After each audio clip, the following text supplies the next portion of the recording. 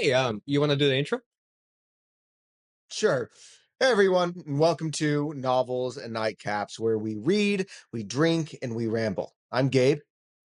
And I'm Nor. This week, we're reading The Devils by Joe Abercrombie, specifically part 2, The Best Monsters. Now, this podcast, as we explained in the first episode, we probably don't need to re-explain because you should probably listen to the first episode first.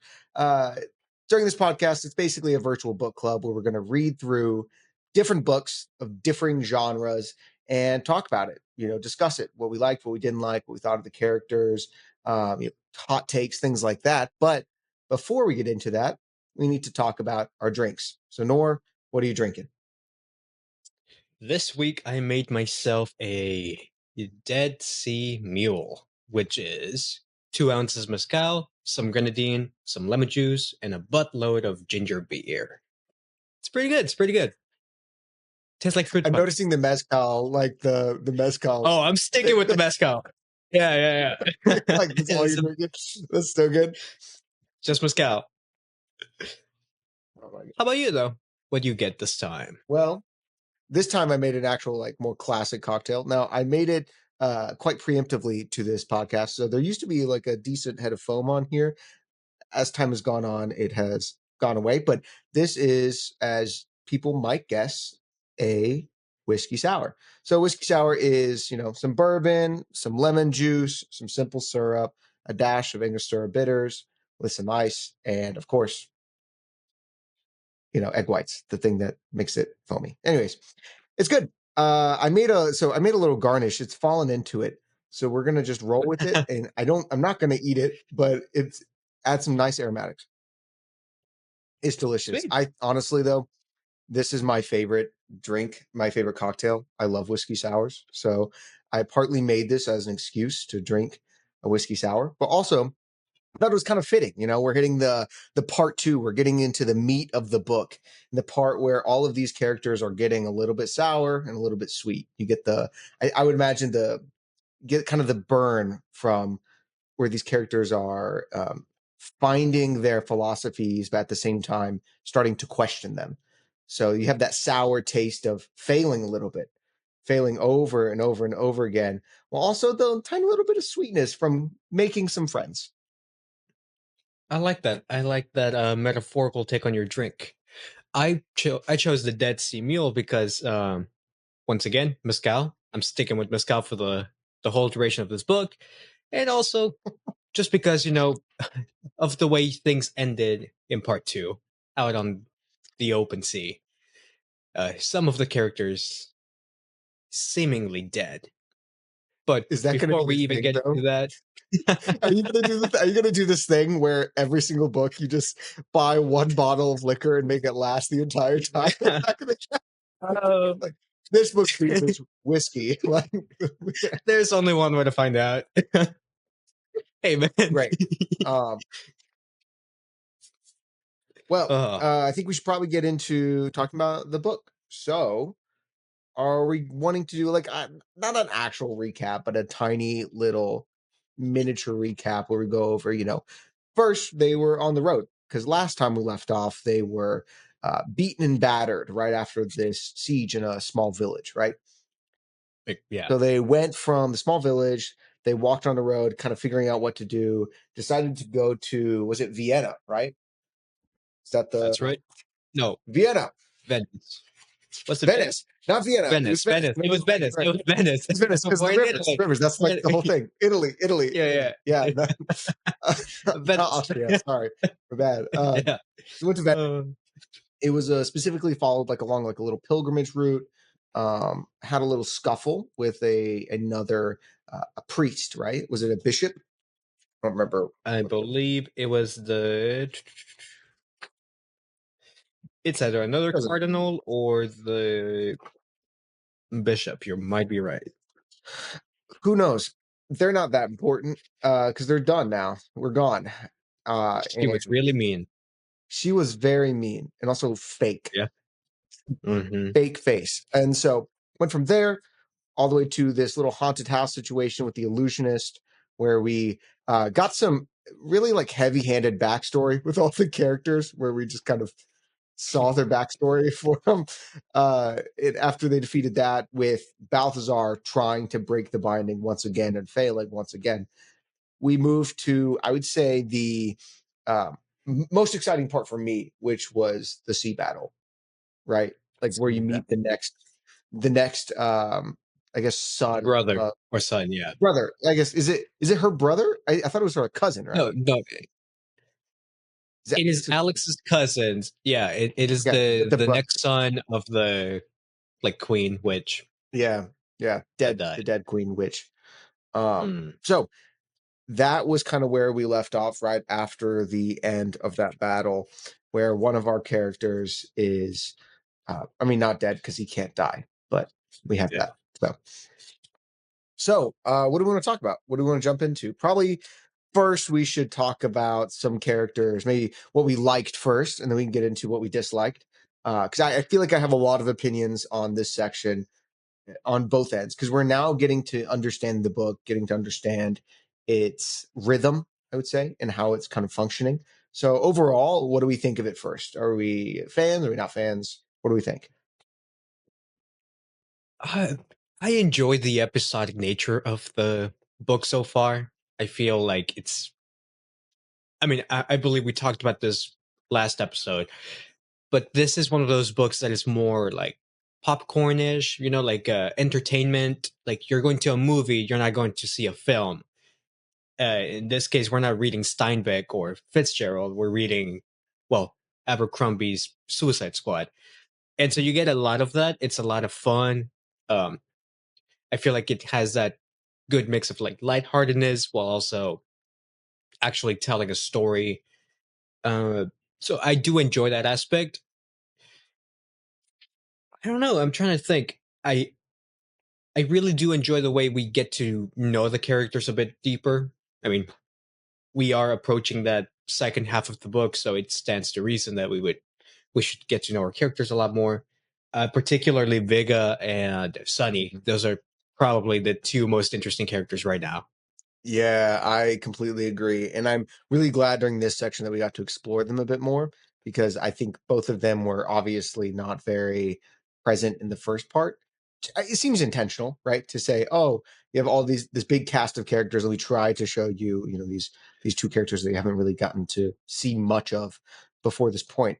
So yeah, I would agree. I think that this part is just as popcorny as the first part, and it really solidifies that this is something where, like, I don't know if I said this last time, but when I was reading it, I was really engaged and really enjoyed it.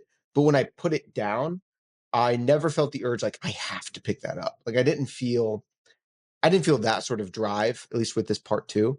Um, I enjoyed every second I read. Like it was all very, very entertaining and very good. The action was well written. It's really well written, but I didn't get the um, that itch that I have to see what happens next. Partly because it's episodic, I think, and so I don't really feel the danger. I would say right now I don't feel the suspense as much, because to be honest, like it is kind of popcorny. You're reading this, and I'm not super concerned if the characters make it out alive, because they'll make it. At least somebody will die probably, but it's gonna be for a while. It's not gonna be for a while. Yeah, we're at that point right now with like the trials and tribulations. It's your classic beginning of Act Two. Everything is sort of, more or less going smoothly, or in this case, not so smoothly, but in a fun way. There's not really any Mhm. stakes. Yeah, they are in danger or in dangerous situations, but they're not actually in danger. Yeah. And that is one of the downsides that, like you said, I like the way you said it. Once I put my book down, I'm not really thinking much about it. It's been a few days since I Mhm. finished this part, and it took a moment for me to like remember all the finer details. Yeah, like we Because sat down all right in all, before recording this, and we were like, "What are we going to talk about?" And then you said, "Uh," it's like we had to process for a second and I really had get to into the stall mood for of what time. Yeah, happened. Yeah, exactly. Which I is blame it on the alcohol. yeah, that's what it is. Yeah, our few sips that we've had so far. That's really doing it. I want you to know that I'm going to finish this so fast. I have a local, so I just moved to Columbus, and so I bought a local beer to try Let's and take, go. something to keep sipping on. Because here at Novels and Nightcaps, as we said, we finish our drinks, and so I will Yeah. finish Well, every last drink that I have in this room. and at the end of the Anyways, day, this podcast is really just an excuse for us to, you know, mhm. day drink. Day drink and talk about our books exactly. And so yeah, the I completely agree though. The This section does what it's supposed to do, and I think maybe part of the I feel like I'm losing the book a little bit because I feel like it's so formulaic. I mean, Yeah, whenever we exactly. have It does go ahead. what it's supposed to do. It doesn't go above and beyond. Mhm. Yeah, and in that house, like that illusion house, that's where it really hit me, where I was like, "Oh, okay, this is where the author's showing us the backstories of the characters." Like, "Oh, this is their struggles." Like, and And it felt too heavy-handed. right, no, and even Balthazar uh brings it up, like I don't care what they're into, they're probably dealing with some cliche manifestation of their fears. So it's like it's very self-aware in that regard. And so in the moment it was fun for me to read that, while Yeah. simultaneously, it's like, well, duh, you gotta show their biggest fears. Flashbacks, backstory. Okay. Yeah. Do we think that because I feel like we're leading to Balthazar actually breaking this binding, or at least getting an offer for it? Do we think ultimately he's going to break it and then like choose to help anyways or something? Is that kind of where we're headed, or is he going to be like, "No, I'm done"? What do we think is going to happen here? Yeah, so it very much feels like a very conventional story so far, and told in very unconventional ways. Granted, at the beginning of the book, I would have hoped that Balthasar would have done something more interesting. Right now, where I'm at this point, wrapped up with part two, I am very confident that Balthasar will have that moment where he breaks free and then chooses to stay with the team. Right. So Yeah. we'll see what happens. I What do hope we he think? surprises me. What do we, Me too. Me too. I mean, he's developing this like close relationship with Baptiste, right? Baptiste, that's her name. Baptiste. Yeah. Baptiste. Yeah, Yeah. The like pirate. developing this like close relationship with her. I don't know. Right now, it's not landing for me. What do you think of it? Are you like? I mean, it's not. I feel like it's developing, right? It's part two. It's in the middle of developing. It's not going to be satisfying yet. But do you buy the relationship? Is it kind of like whatever? It feels very one-sided, and well, part of it is we haven't gotten a POV from Baptiste yet. Yeah, So there are two characters we haven't gotten POVs from yet: Baptiste and the vampire, the Baron Ricard, yeah. No, which is very I interesting. do. Baron Ricard is like one of my favorite characters too. That's Yeah, he's awesome. His whole speech about the dumplings was one of my favorite scenes in the book, that and was it reminded yeah. me a lot I of forgot about that. yeah. It just reminded me of a good old like Dungeons and Dragons monologue, Hmm. No, that's what this feels like. Do we say that last time? This feels like a Dungeons and Dragons game. Like it feels like the lack of stakes plays into it also, where Right. It's just it feels like this is just very a couple. lighthearted. Yeah, it feels very lighthearted despite the dark tone, which is good and bad. At times the jokes and like the lighthearted nature where people just kind of shrug everything off. Like there's no real sense of, oh, there's bad guys, we're gonna die. I don't know. Even though Alex, especially in that last fight, had the like, oh my god, oh my god, oh my god, every single time she was climbing up the Yeah, don't look mast. down. Uh, yeah, Immediately. despite that, it didn't really feel like terror. Like I didn't. This plays into one of the really big things here during the action scenes, like during the big fight scenes. Abercrombie does this thing where he constantly switches POVs. Like he doesn't do this in all of his books, but in this book, he's constantly switching POVs during the fights. Uh, does that keep you really engaged? Like, what do you think about that? it's a very like cinematic gimmick, and so I Mhm. enjoy it. It definitely. I always struggle with action pieces in books. It's one of the hardest things for me to get through, just because the author will typically go to great lengths, like write two sentences to describe one simple like punch. So I feel like in this case, the switching back and forth helps me out. But there are times where it does kind of throw me off because it doesn't really feel like I'm reading a book. It feels like I'm watching not even a movie at this point. It's more like watching a show, you know? So, you know, Yeah, no, a double edged sword in that that's a good way of regard. putting it. I didn't even think about that. I Mhm. Like I completely agree because I mean we talked about how cinematic it all seems last time. Talked about just the writing is very cinematic. And I think you're right that this even stresses it further where all of these fight scenes do feel like cuts. I mean it is a cut literally, but Right. you can visualize it very clearly of all these things happening, simultaneously cutting from one scene to another.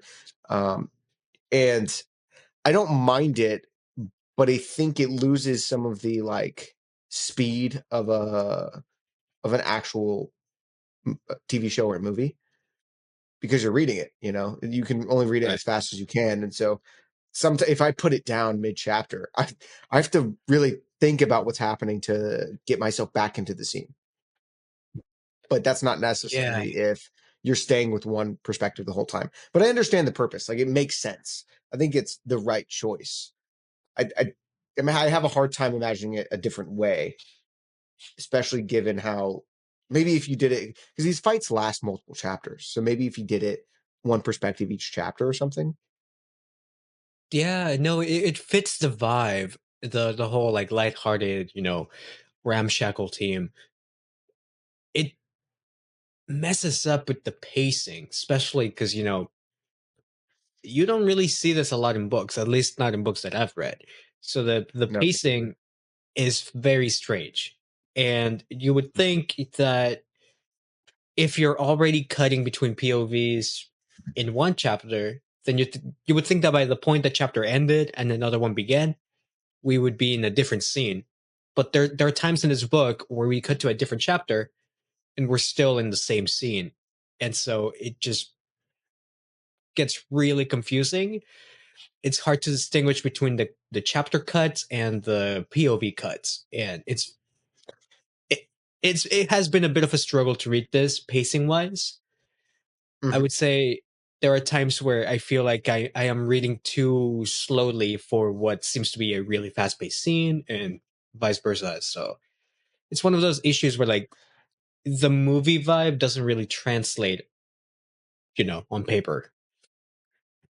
Yeah, I mean, I think you said it really well though. Like I struggled at times to realize what the point of the new chapter was because you're still in the same scene. Like you're still in the same moment. And I felt Right. this especially, and maybe it's just because the illusion thing was really cool in concept, the illusion house. Like I liked it for a few, like for like 10 pages, and then I got tired of it. I was like, okay, I Yeah. got it. Like you're still struggling here.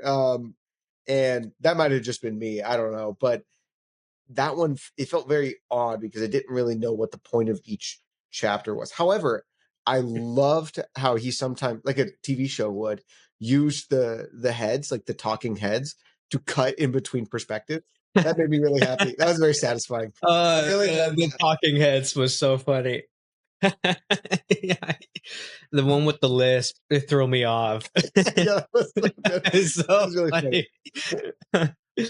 uh, Like, okay, I've seen reviews of this book talk about the comedy not landing, and sure, I think there are a few lines that are like, whatever, or they compromise the scene a little bit Marvel, like how Marvel movies do this thing where it's too funny, where you lose the dramatic part of the right. scene.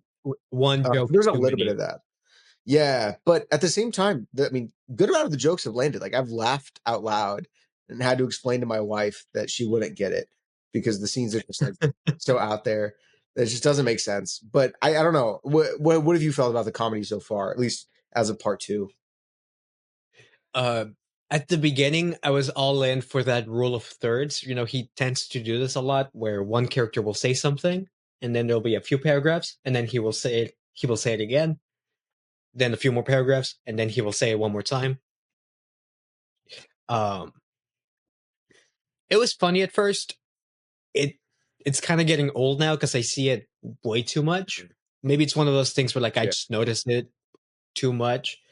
Um, the most recent example that I can think of is, and this one was actually kind of funny. It was on the ship as everything is kind of burning. Uh, Alex and Sunny are climbing up the rat lines, and Sunny keeps saying, "Don't look down," and then Alex Yeah. immediately looks down. They do that like three times, following the rule of thirds. And that time it did land. There's been some times where it just kind of feels marvelly, cheesy, corny. Yeah. Uh Aside from that, there's some really good scenes here. Most of the jokes have landed for me, and I am finding that I'm Mhm. laughing out loud. The talking heads, the lisp, the Yeah. the lisp was really funny. Um and the whole monologue about the dumplings that Baron Yeah, Rickard does, like, most of what it's Baron really Rickard says makes me laugh. Like he's really funny. I really enjoy whenever he speaks, just in general. yeah, no, he's He seems amazing. so useless most of the time, but doesn't do a whole like where wait, I forget where was he on the ship scene? Did they talk about Oh I wait, don't remember what he was doing. Where was he? that's a good point. I don't know where he's at. Did he just disappear? I think so. I Yeah, I think he just place. like That probably is I think gonna was be a just hiding thing away. Yeah, at the beginning of the next. Yeah, I imagine we'll find that out at the beginning of the next chapter because he is too good of an author to like just forget to include a character. So surely, I know he's gone for a but reason. anyways, Yeah. I really like his character. Yeah, he should be. You should be probably up here looking a little bit younger and more spry or something. Um, but yeah, that. So yeah, the I think he's really funny. And Viga Wolf has also been really funny. I like Viga. Viga's pretty funny. She's Biggest very buddy. crude, but yeah, in a really entertaining way. Um, oh, I wanted to get into some of the like character motivations and obviously like how they're getting questioned, right? And their like personal philosophies. Because I think that again, pretty heavy handed in this section, in my opinion, especially with Viga, where it's like, oh, I don't care about the past. It's like maybe I do a little, like maybe I do care about the past. And then she comes out of the illusion house and directly states, "I'm gonna muzzle that wolf from now on." Like I was not convinced for specifically like Yeah. we didn't have enough growth with that to justify a response like that. And I think he plays it off by her being, immediately forgetting sort of thing. But still, I think that's something that could have taken a lot more time to, you know, fester and build, especially whenever in the very next fight scene she immediately lets the wolf go. It just feels, I don't know. It just felt not worth it to me. So I don't know. Yeah, yeah. The flashbacks were too formulaic. You can Mhm. very much tell that they're serving a purpose, and in a good story, you're not supposed to kind of see the parts working. Um, and yeah, the resolution, especially from Biga in particular, the whole like I'm Yeah. gonna muscle the wolf, it is kind of shallow, and it does help that she forgets about it. It's kind of funny. You kind of brush it off. But I like what Mhm. you said. I like how you pointed it out. That yeah, in the next point of conflict, she just brings the wolf out. So hopefully he can kind of navigate that better in part three. But Yeah. not not very confident about that. Well, especially like the first two fights played out the exact same. Like it was the exact same fight, just different locations. Like Yeah. that bothered me I a lot for it to be the exact same fight, just on a ship instead. Like it bothered me. Like it was the whole thing where, oh, the priest doesn't know what to do, is kind of scared. Alex is trying to scramble away. Balthazar fights another sorcerer, right? And then what's his name? I'm just forgetting his name. Jacob. Uh, the night guy, Jacob. Yeah, Yeah, Jacob Jacob. tries to fight the main guy and fails, and I guess he succeeds in this case. But then Vigo Wolf shreds everybody up. Like it just was the it was the same fight, and the only really good thing was Jacob did actually win his fight this time. It felt like since we knew his power, he used it to his advantage, and that's exciting and new. And obviously the setting was super exhilarating and really awesome. Like, it was a great setting, and the fish people were Oh, cool. Like the setting was really awesome. But it bothered me that the actual pacing, the pacing of the fight and what the fight was the exact is same. yeah, beat for beat. Yeah. So that Damn made it! me unreasonably upset. Sorry, I didn't mean to ruin it for you. If you hadn't I don't realized, like that you pointed that out. Yeah, because now it's I'm looking literally for it. If beat he for does it beat. again, I'm gonna be so pissed. Like, I'm trying to like find any now that you bring it up, like any differences, and there are some subtle like character differences. Like yeah, the priest, Brother Diaz, who again has been, at least for me, disappointing because he hasn't really done much. yeah, You do kind of see him at least try. This time he tries with a bit more courage. Yet, mhm, yeah, he ultimately fails again. He's kind of helpless, useless. Alex is also scrambling away. I'm trying to, yeah. I mean, damn it. Baltasar even fought another sorcerer. I don't like that you brought that I up. have to. Sorry, it's like I would have really loved to be like, how does Al? Oh, not Alex. I would have something like, how does the priest? How does Brother Diaz fight and kill a sorcerer? Like, I really want to see that happen. I want to see him kill someone. Maybe that's horrible, but I want him to sacrifice a little bit of his humanity that I guess he kind of has to kill someone. I think it would be really gritty, but maybe that's not what the book was going for, of course. But I will say I did appreciate the fact that during this section in particular, Alex has clearly started to connect with each and every member of the party. It's Mhm. not party, Yeah. group. Sorry, I'm thinking of D&D. D&D, Um, yeah.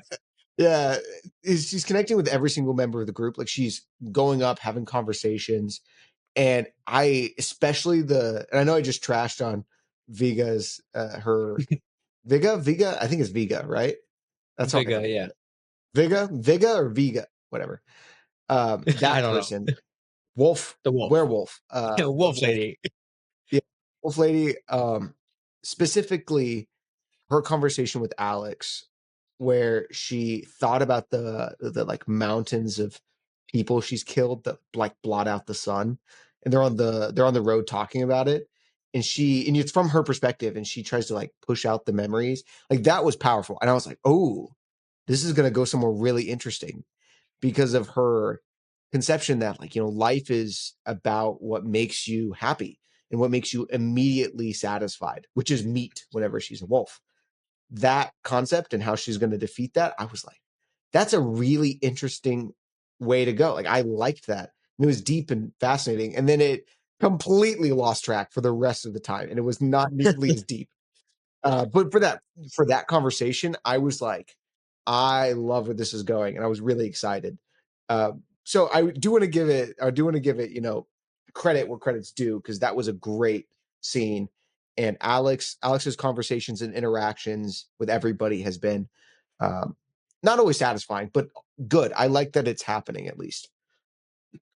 Right. Yeah. No, I'm finding like you are that the the interactions themselves between the characters have been so rich and powerful.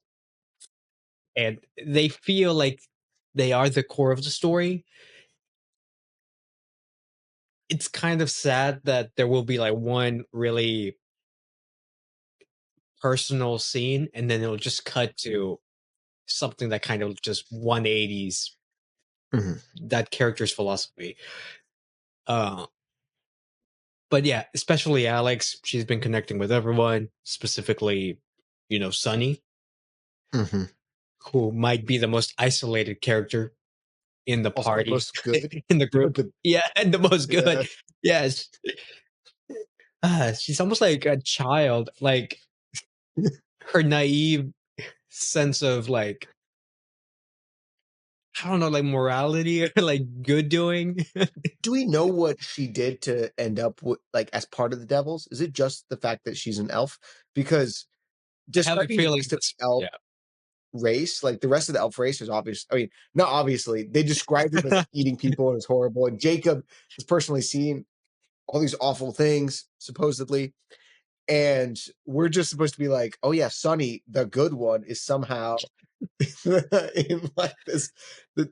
So that's where it is almost unbelievable how kind she is, but I could also see it just being, the fact that she is an elf an elf. in other Right. people's hands, or she just had enough and killed somebody, and that because she doesn't really have any problems killing bad guys. Like she No, doesn't no, mind she does not. stabbing people. So I don't know. But Sunny is a really good character. I really like Sunny. Like Sunny should go somewhere. Like I hope the character goes somewhere good. Yeah, I think her reason for being part of the Devils is still up in the air.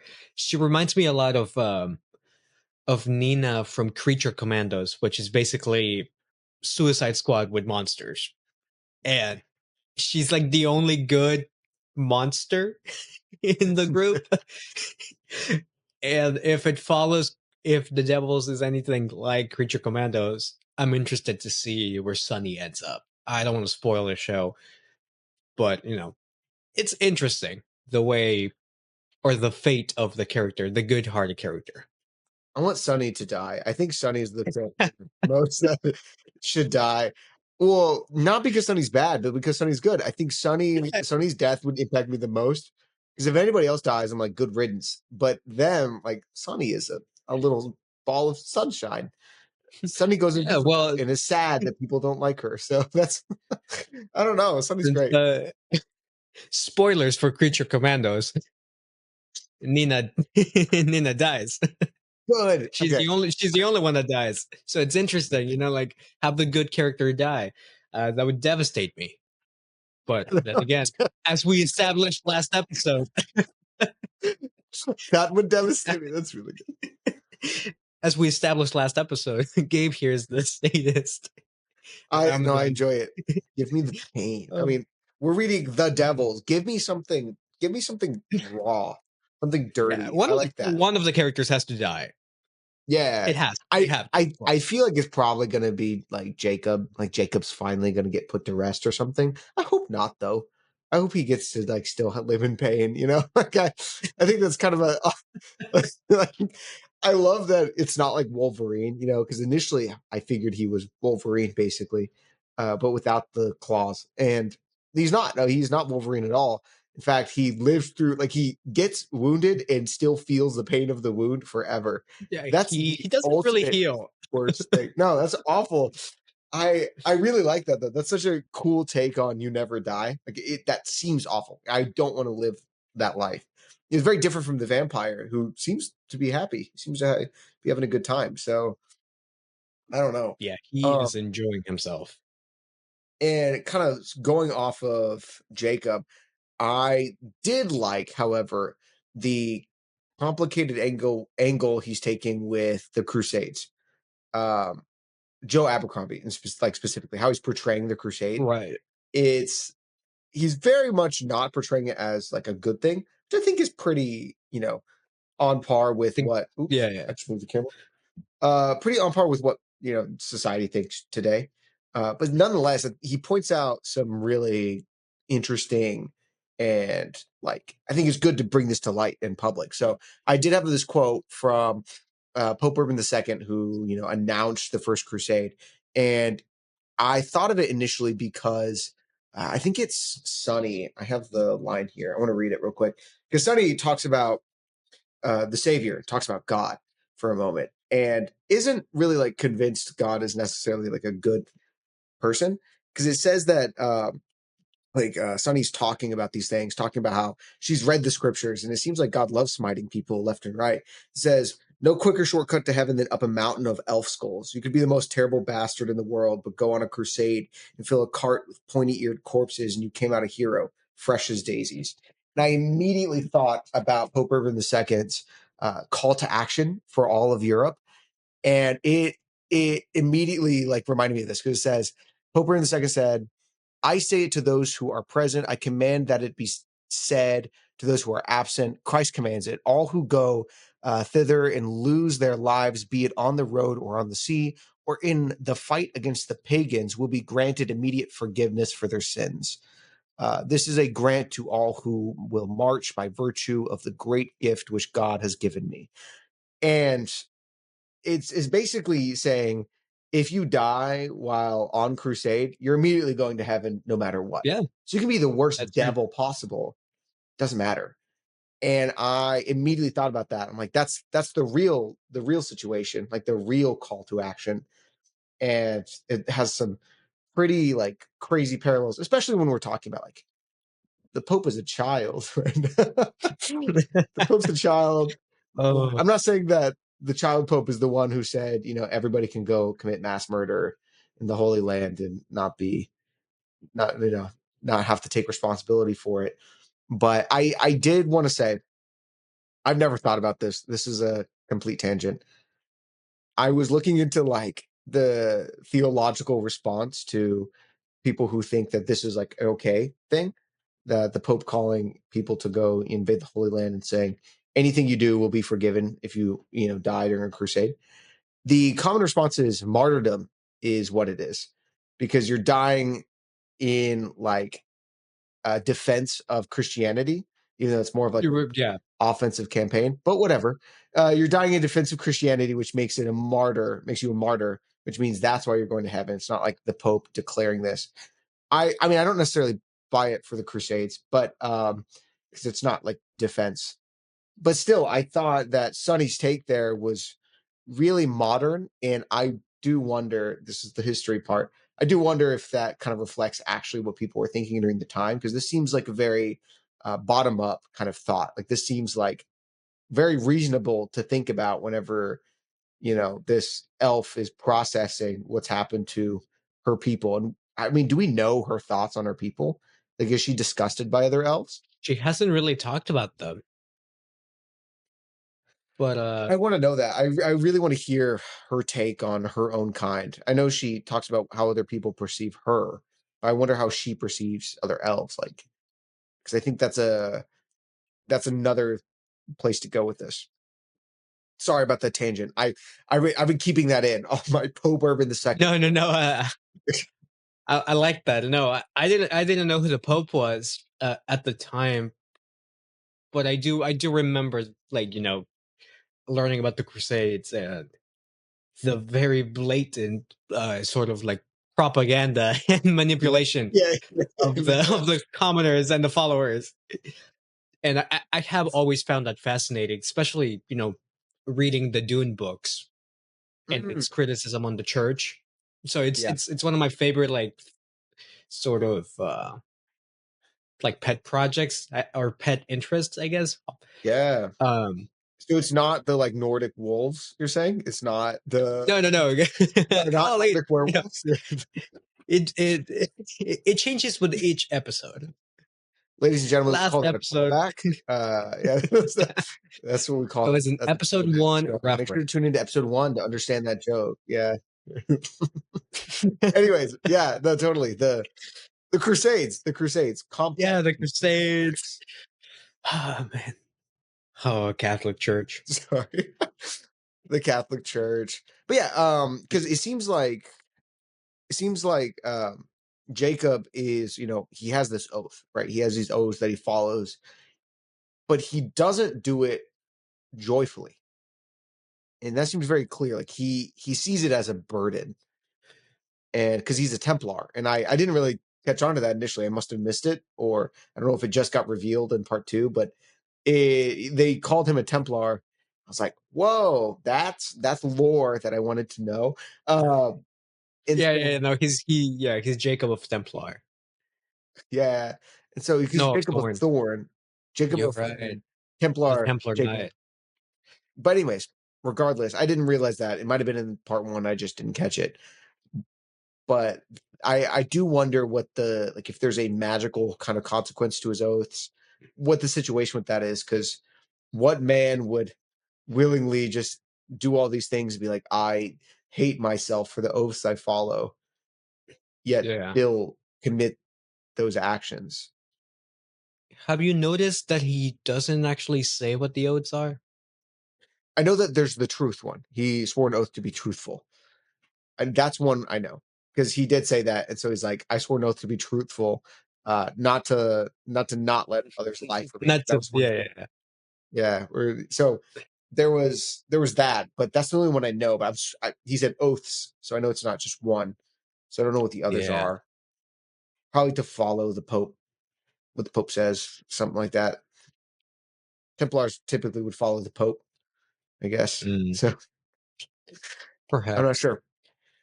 Yeah. But yeah, that's something I noticed, and I really do like that because in this situation the Crusades were in the past. Like I don't I'm sure there was probably a crusade after 1050 or whatever. Like I'm sure there's a crusade afterwards. Yeah, I mean there is one of the crusades sack Constantinople, or I guess Yeah, destroy Crusade the city. 2, But Electric regardless, Boogaloo. Electric Boogaloo, yeah. Uh, so I'm sure it's to come, but I do like that they're at least referencing the Crusades and at least making that a real part, especially because Jacob is really old and has experienced these things firsthand. So, Ah, what have you thought about world building? The world that he's building out, these kind of pseudo European. I mean, it's European, but like it's not our world. It's slightly different. Have you been really like interested in it, or do you think it's cheesy? Are you sick and tired of it? I'm not gonna lie. It's been sort of like an afterthought. I kind of just I've gotten to the point where like I know this is an alternate universe. It mirrors our history just with a more fantastical tale. I'm still trying to see like the discrepancies, but at the same time, like me personally, I didn't know that Templar was a thing, like Mhm. in Yeah, in real life. yeah, I So gotcha. like for me, that was just a name. Yeah, So I didn't pick up on that. Like obviously, I know Troy, and yeah, I know they're in Italy. So for me, it's kind of it doesn't really heighten the story. I'm more focused on the fantastical elements. Although the okay. Crusades were kind of interesting because those I do know. Um, Yeah. I really got excited because on account of for me, like I really have been enjoying the world building. I've really liked like they call instead of smallpox, they called it longpox. And I thought that was funny. But it was really, like all the tiny little discrepancies I've really enjoyed in figuring out where it diverges and where it's the same. And also being like, I could definitely picture Mr. Abercrombie typing away on his computer, giggling to himself as he Chuckling. wrote longpox instead of yeah. Yeah. Like yeah. It's so like small and stupid that there's no reason for it. There's no big explanation. He just went, "Oh, smallpox. Well, it's not small. I Long don't want to say box. big pox. That's yeah, big pox is too cheesy. Long pox. That's the way to go. I kept thinking about stuff like that. So I got a kick out of it. The one that tickles my Okay. brain is the savior dying like on the wheel. It's very interesting. I don't know why. It's just kind of it Yeah, feels. I didn't even like put that together. Well, I mean, I knew the wheel part, like I got the circle, like I got all that, and it makes sense. Yeah, yeah. But I never like fully internalized that image Like of this woman getting crucified on a wheel. It it's probably looked like it, Leonardo da Vinci's like picture of I think it's Leonardo the da Vinci. perfect man. He's Yeah, blonde. Yeah, the perfect man. I guess it's a woman, but yeah, or Dave the David. perfect woman. I think that's his name. I don't know. Yeah, yeah. That's immediately what I think of. Yeah, that's a really interesting thought. I didn't really consider that. So, anyways, that's great. Where do we think this is going? I mean, because they're on the boat. Did I'm assuming they're going to take the galley, right? I'm pretty sure it's a galley, the other ship of the brother that they just killed. I So they're assume going to so. keep sailing, right? Do we think that like who's going to be the final boss? Because I've been thinking about that. Is it going to be just the oldest brother? Is that Yeah, there's one more brother. I'm still waiting for the twist. There has to be one. There just has to be. there has to be a twist? And we talked about the POVs earlier on, last episode with part one. We still hadn't met Sunny, and that was because Sunny hadn't really come into the picture quite yet. And then we're reading part two, and we get to see those Sunny POVs, and they add so much to the story. There's still two Yeah, characters we haven't seen any POVs from: Baptiste and the Baron. The Baron definitely seems sketchy, so I'm wondering like how he's gonna like try to like I don't I, I don't know if he's gonna like backstab them or like maybe run away. I don't think he's gonna run away, but he seems I'm very just like nonchalant, you know, very yeah, nonchalant. Like I'm he's definitely an aura farmer for sure. oh no for sure, yeah.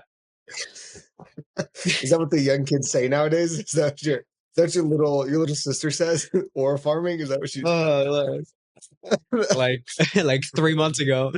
Yeah, It's outdated, man. I'll Come on, catch up people. eventually. I'll catch up eventually. I saw that video of that Asian kid on the front of the is it a On the canoe? boat, yeah. Yeah, yeah.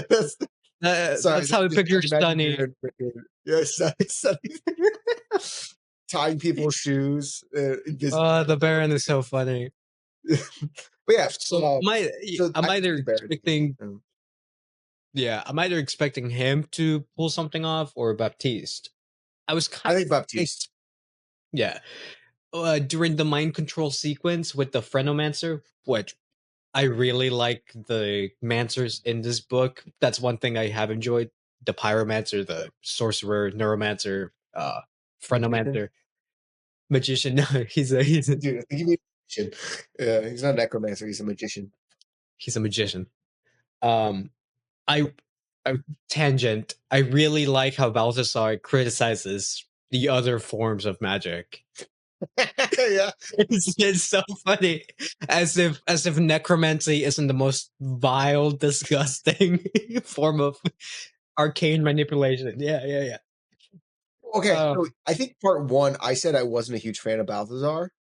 I think that's completely changed. I love Balthazar. He's great. he He's like far such more a loser. interesting. To be honest, it's not even that like he got like it's not even that he had a lot of development or anything. I just started really like enjoying the chapters a lot more, and after I think our conversation, especially looking back on the previous chapters, I enjoyed those a lot more.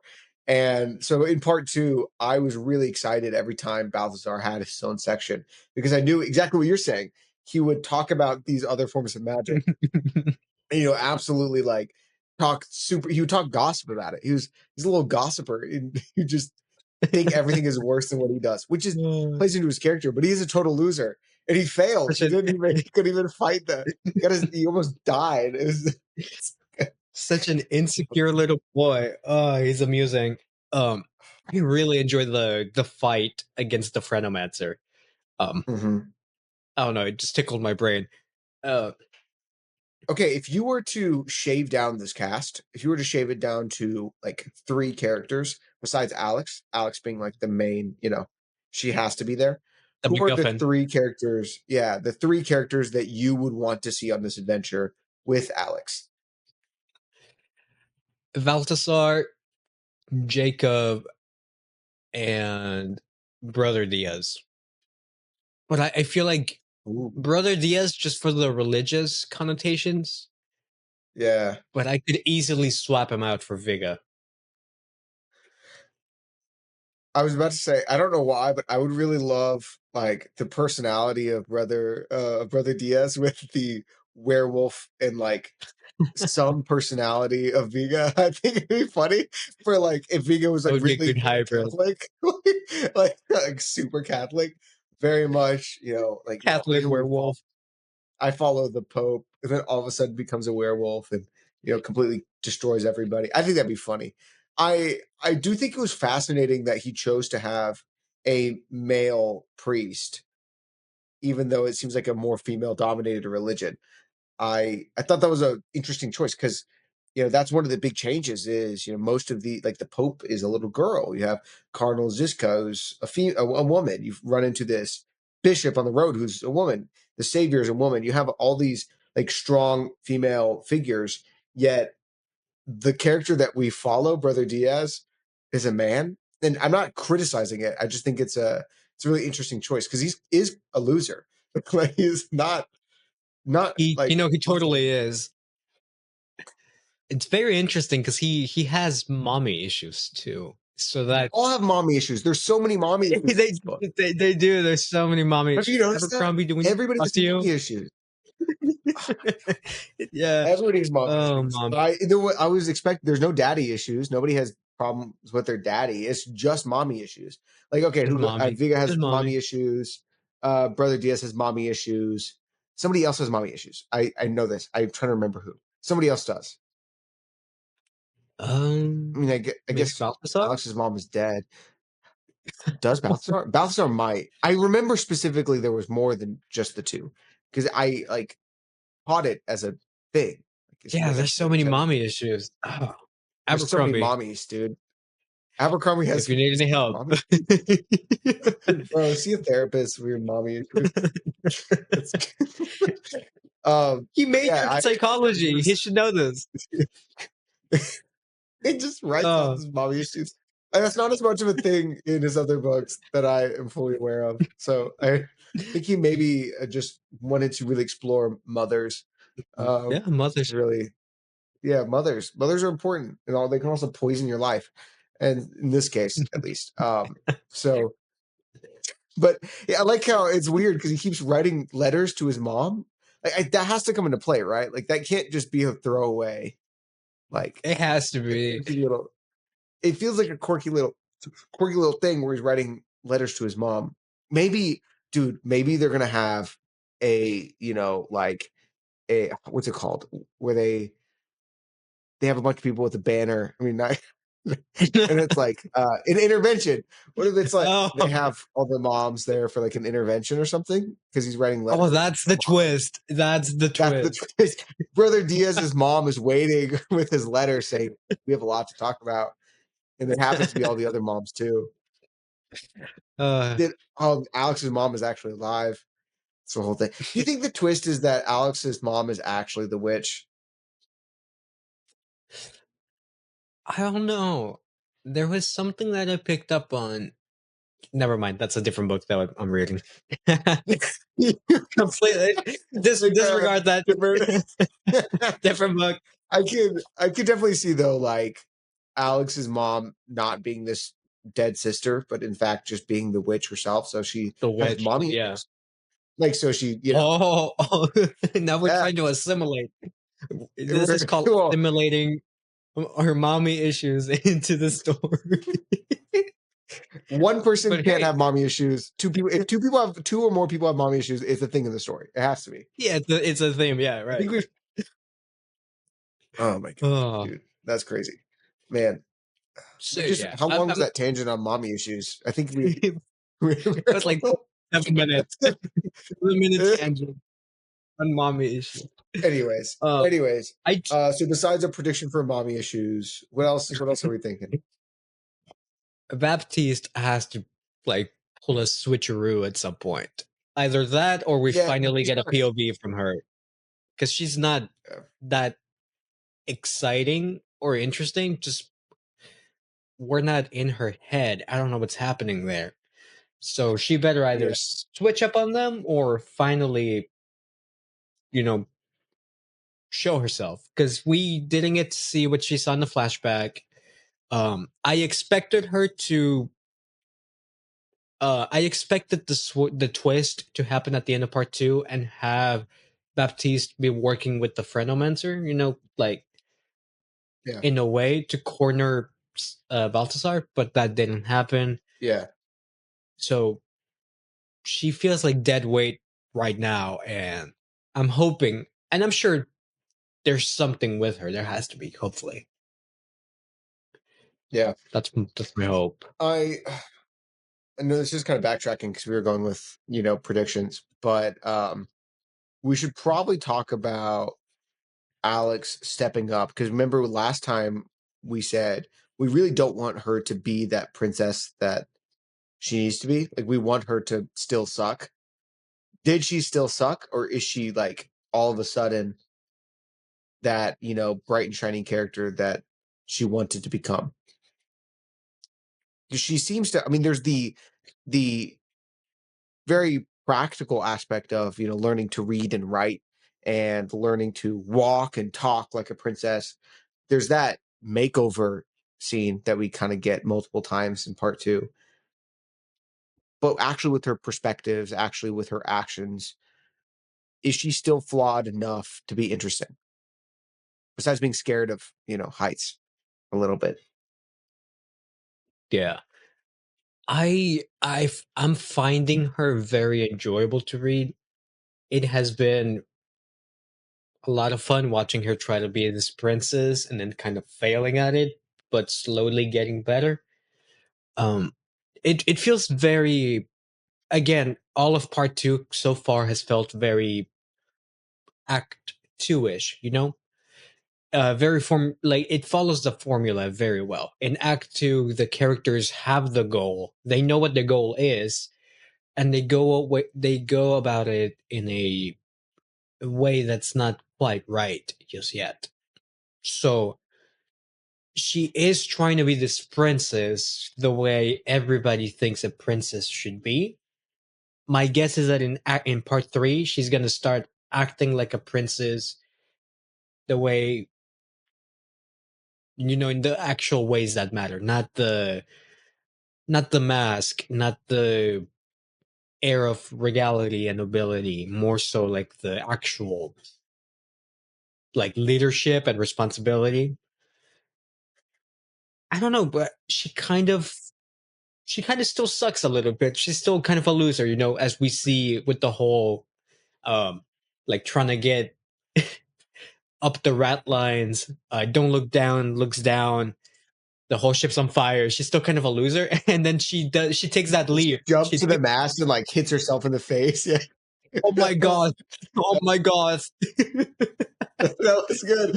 Okay, that was one of the times I actually laughed out loud because I got like the lip. That's really uh, funny. It's really that's that was funny. it it was I it, agree. yeah, I like that moment a lot. So yeah, she's still a loser. I Now is the point where I don't want her to suck as much. Part three, Yeah, now she takes that ownership. Uh, which I really want to see with Brother Diaz too. We just haven't seen him do much. So what do you think is going to happen? I so I really want this to be Guardians of the Galaxy. I really do. Like I want it to have that sort of heartwarming, this family sort of bond, but it just doesn't.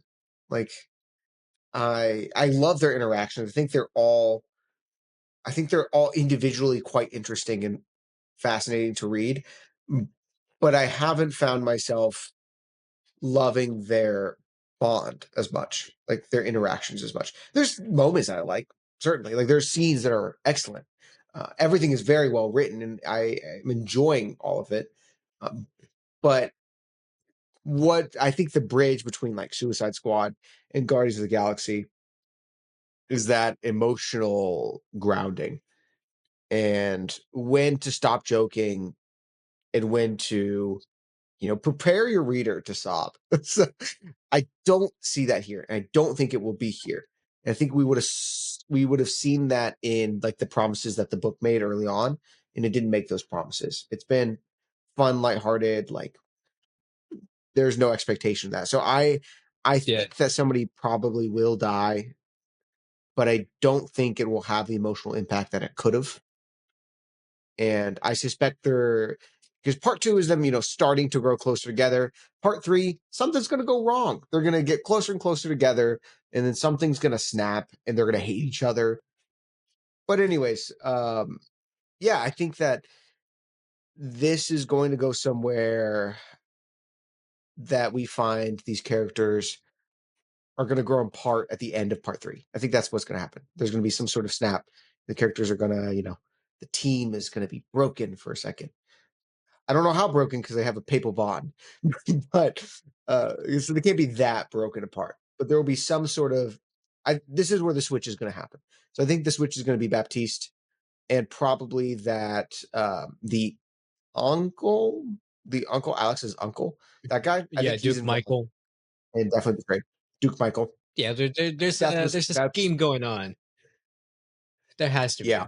be. And Alex is going to say like, "Oh, my worst fears are true. This is just a dream. I'm never going to be that princess or whatever." This was And too good to even be though true. I don't feel like those I don't feel like those fears were expressed much in part Yeah, two, yeah. as much as it was in part one, which I think was not good. I wish we got more of that. But regardless, I think it'll be a fun time. Part three, I think, will determine for me whether or not I would actually recommend this book for people to buy. Like it's enjoyable and I've enjoyed it the whole time. But whether or not I would say go out and spend, like $30 or whatever for the book, like would I recommend that? Part three will really help decide that for me. Yeah, part three is the moment that will define this book, I think. Uh we are the book is at a crossroads right now, Either it's gonna keep its whimsical, lighthearted route, low stakes, you know, or it's gonna take this high road and it's actually gonna have a story, a theme. And I'm hoping it takes that road. I'm hoping it takes the high road. I'm hoping it does kind of all pull together and come together into a actual emotionally driven story. Because I also really want this to be Guardians of the Galaxy. So far, it's very much Creature Commandos slash Suicide Squad, but more Creature Commandos. And Creature Commandos is just a weaker version of Suicide Squad. So, um, we'll see. Part three is titled High Roads, Low Roads. So there might be something there. Um, right now though, I do see this going the way you said it was gonna go. They're gonna bond a little bit more, and then something's gonna go awfully wrong. Maybe a backstab, a swindle, a twist. They'll go their separate ways, or as separate as they can go, because they are, bound. And then they will Yeah. come together, strong, as a family, a team. But I guess we'll just have to keep Well, looking to find out, no? nor did you finish your drink. Almost. Finish it, finish it, finish it, finish it. Go, go, go. Because here at Novels and Nightcaps, we finish our drinks. Everyone, Yes, good we night. do.